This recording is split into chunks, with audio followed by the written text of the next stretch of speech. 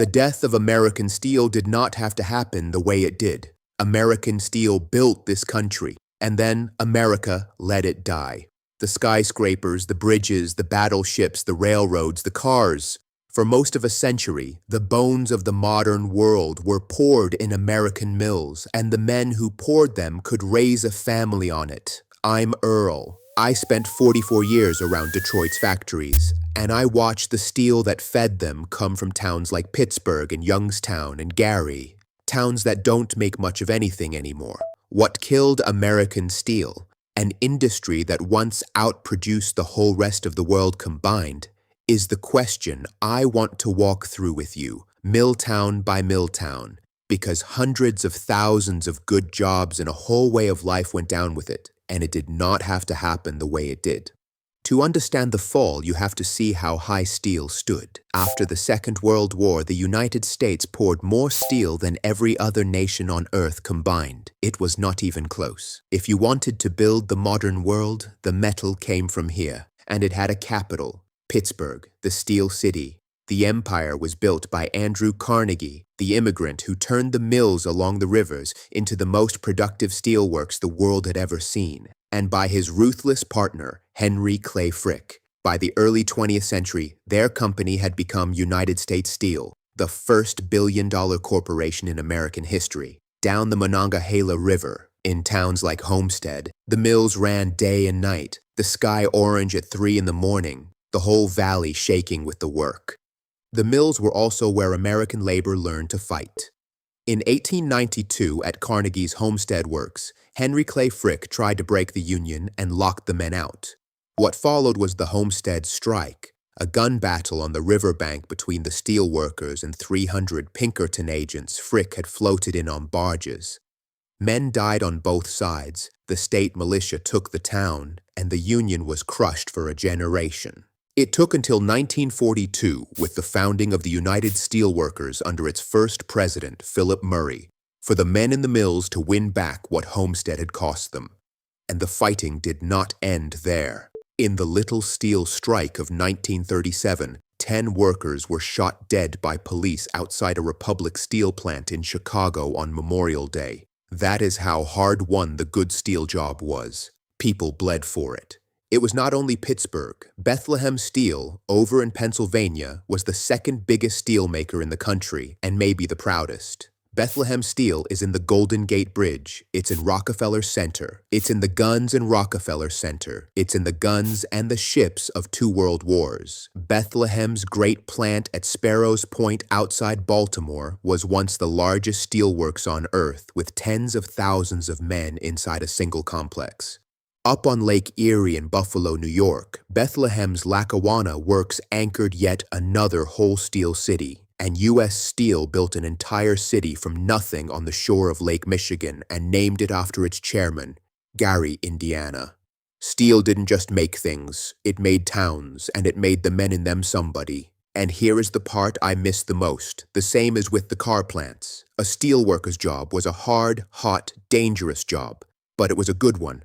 A card in the United Steelworkers Union meant a wage a man could build a life on, health care, and a pension at the end of it. It meant a house, a car, kids who'd go further than you did. The mill was brutal work, but it was honorable, and it paid like it mattered.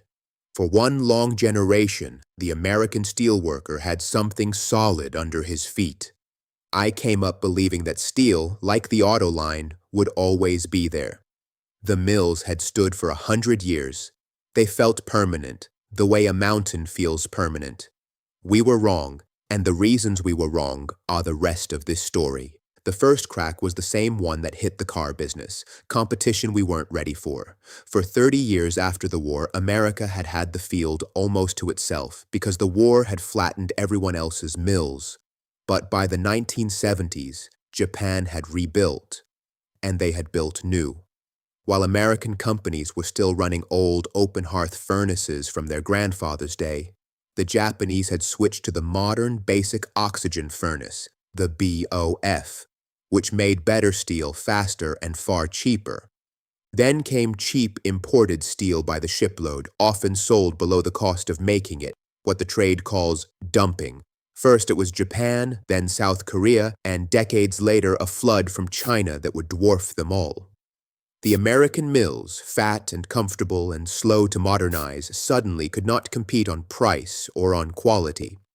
The 1959 steel strike, more than 500,000 steelworkers out for 116 days, the largest work stoppage in American history, had already pushed American buyers to try foreign steel for the first time, and once they tried it, many never came back.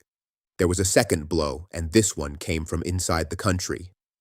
A new kind of steelmaker rose up, the minimill, led by a company called Nucor and its plain-spoken boss, Ken Iverson. Instead of the giant integrated mills that turned raw iron ore into steel, the minimills melted down scrap metal in electric arc furnaces, with a fraction of the workers and a fraction of the cost. They were leaner, newer, and mostly non-union, and they ate the old steel giants' lunch one product at a time. Some of this was real innovation, but for the men in the old mills, it was the ground giving way.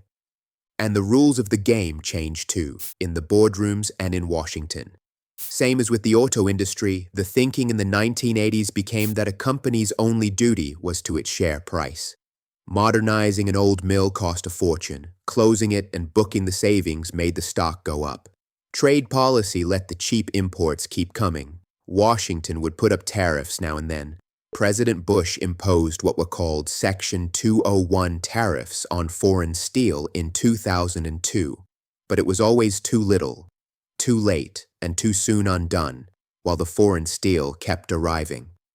Decision by decision, the men who ran the companies and the men who ran the country decided that American steel, the thing that had won 2 world wars, was not worth saving.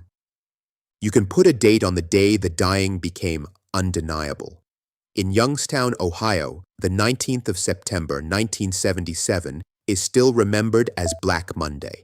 That was the day the Youngstown Sheet and Tube Company announced it was shutting its Campbell Works, and 5,000 steel workers lost their jobs in a single afternoon.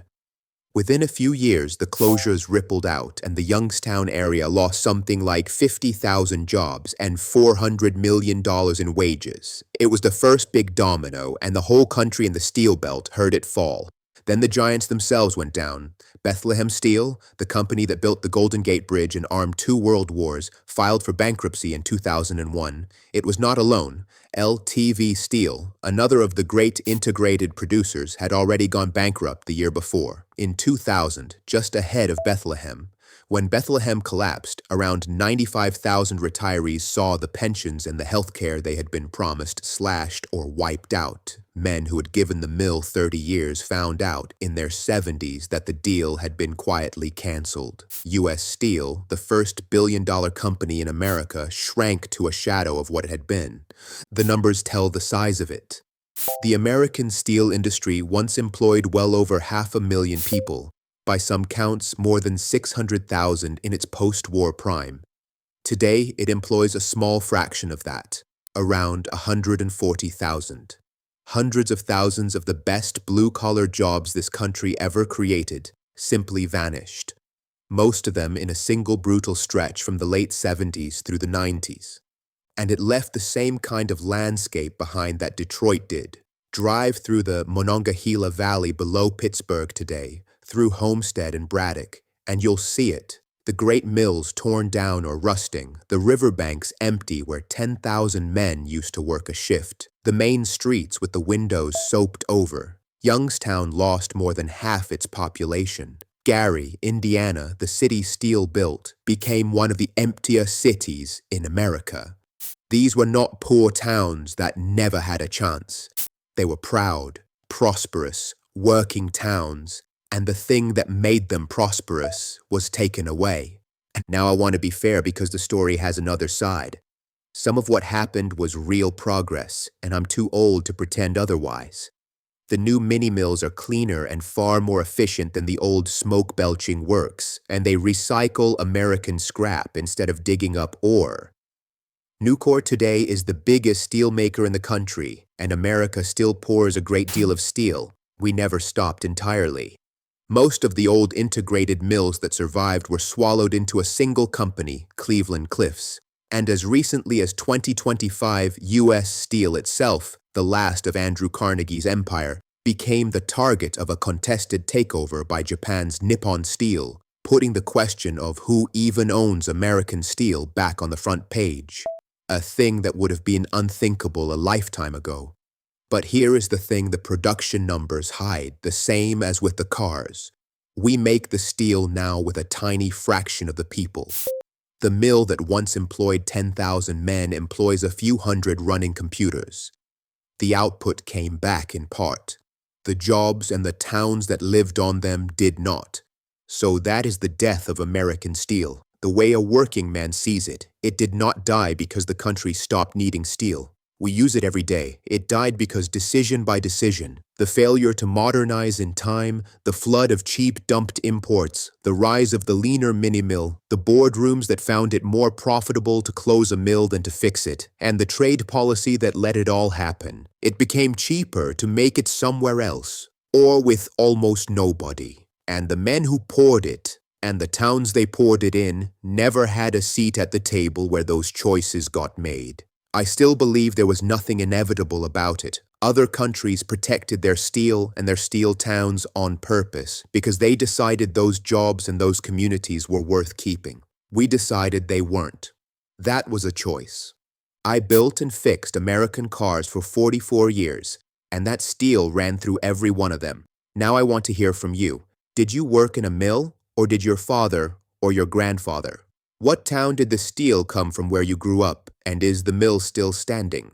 Tell me down in the comments, because this is a story with 100,000 chapters, and I want to hear yours.